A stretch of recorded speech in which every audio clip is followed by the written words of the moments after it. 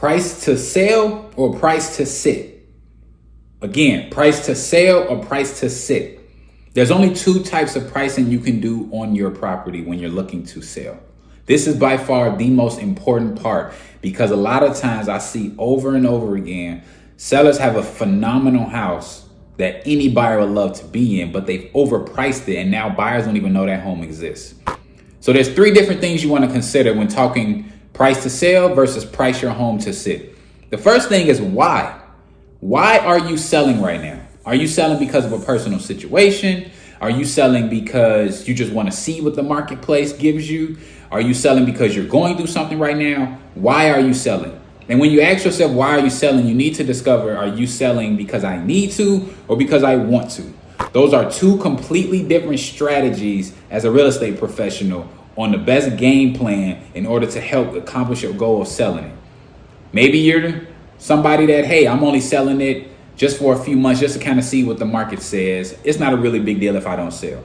Or are you in a situation that you need to sell?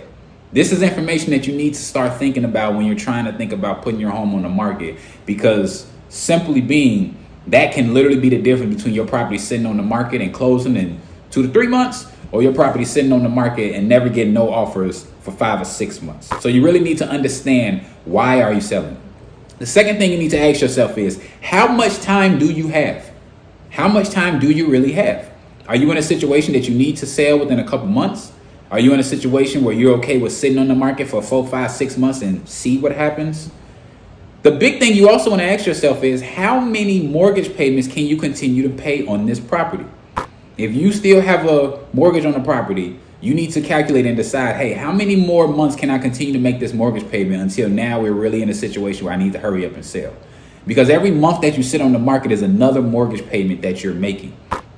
So you really need to ask yourself this question.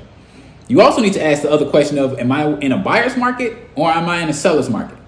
Now, I don't expect you to be able to know that. That's where a real estate professional like myself comes into play. But you really need to ask yourself, if you're in a buyer's market, buyers have a pool of choices to choose from. And they might like your home, but they might like 5 other homes that they go take a look at.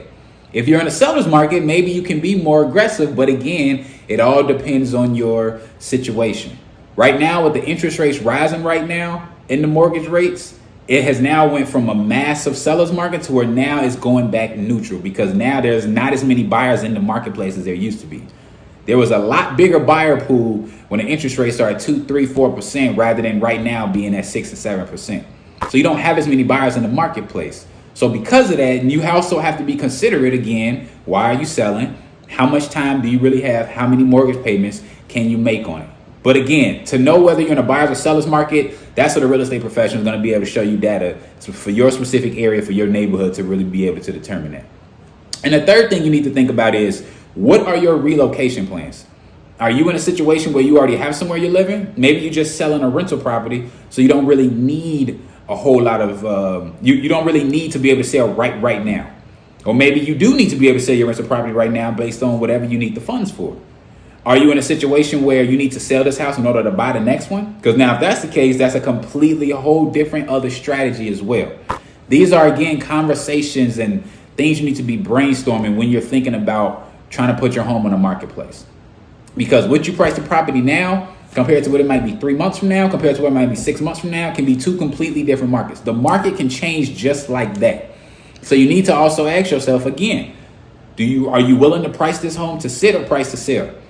Pricing to sit means the comparables say 3 beds, 2 baths for similar homes in your area sell for anywhere between $120 and $130. Well, price to sit, you're saying, well, let's list it for $135, $140, and let's just see what happens. Here's the problem with that. Buyers always shop the highest price and go down. So if I'm a buyer and I'm pre-approved for $130,000, I don't even know your property exists, because when I go in my search parameters as a buyer, I'm going to click $130,000 and less to filter out the homes I can choose from. Also, majority of most buyers have a real estate agent helping them through the process. As a real estate agent, if my buyer's pre-approval max is $130,000, I'm not going to send them $135,000, $140,000, $145,000 price homes. So your buyer won't even know your home is even available. You can price it at $130,000, but now because of the interest, because of the demand, because of the anticipation built, now you can potentially sell it for 135, 140 once you got multiple offers. But you need to take in consideration that just pricing it over $5,000 or $10,000 can literally be the difference between a buyer that would like your home, not even knowing that your home is available. Pricing your home to sell means the comparables in the area for this type of house, this many bedrooms, baths, this type of condition in this neighborhood sells for between 120 and 130. Well, you know what? Depending on your situation, if you gotta sell right now, you might want to price it at 120 because now agents can tell their clients, hey, the property is slightly below the market value. Let's hurry up and get it before other people are aware of it. Or you can maybe price it at 125. Again, it's all depending on situation. Your interior condition of the property is going to matter as well. But you need to ask yourself these questions. First thing is, why are you selling? Second thing is, how much time do you really have? And third thing is, what are your relocation plans? It's up to you at the end of the day. The market doesn't care what I think as an agent. It don't care what you think as a seller. Only thing that matters is what the market says. So are you willing to price to sell or price to sit? At the end of the day, the choice is yours.